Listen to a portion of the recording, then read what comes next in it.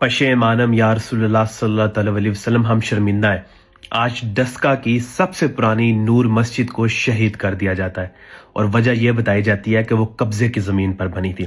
آپ اندازہ کریں، وہ سالوں پرانی مسجد جس کی باقاعدہ پرمیشن لی گئی، جس کی باقاعدہ اتھارٹیز نے اجازت دی، آج اس کو اپنے فائدے کے لیے یہ کہا جا رہا ہے کہ وہ قبضے کی زمین پر بنی تھی۔ اب کب تک عوام کو جو ہے بیوقوف بناتے رہیں گے؟ اب عوام بیوقوف نہیں، عوام آپ کی چلاکیاں سمجھ چکی ہے۔ آپ اس ملک پاکستان میں کفر کا نظام عائد کرنا چاہتے ہیں، اور آپ کے رستے میں سب سے بڑی رکاوٹ تھی وہ شیخان رسول کی تحریک تھی۔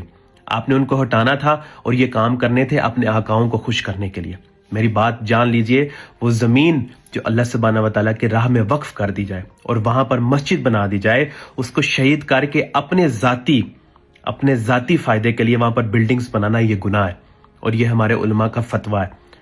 اور میری بات یاد رکھیں کہ یہ جو آپ مساجد شہید کر رہے ہیں نا، آپ کو اس کا حساب دینا ہوگا، آپ کو اس کا حساب دینا ہوگا۔ یہ تو یہود کر رہے ہیں وہاں پہ مسجد اقصیٰ کو شہید کرنے کی کوششیں، اسلام دشمن کوششیں کر رہے ہیں وہاں انڈیا میں مساجد کو شہید کرنے کی، لیکن پاکستان جو اسلام کے نام پر بنا ہے وہاں پر بھی یہ چیزیں شروع ہو گئی ہیں۔ افسوس کا مقام ہے۔ بدلے گا لاکھ زمانہ لیکن قرآن نہیں بدلا جائے گا، ہے قول محمد قول خدا، فرمان نہیں بدلا جائے گا۔ میرے رب کا فرمان، میرے نبی کا فرمان وہ حق ہے، اور انشاءاللہ وہ دین انشاءاللہ غالب ضرور آئے گا۔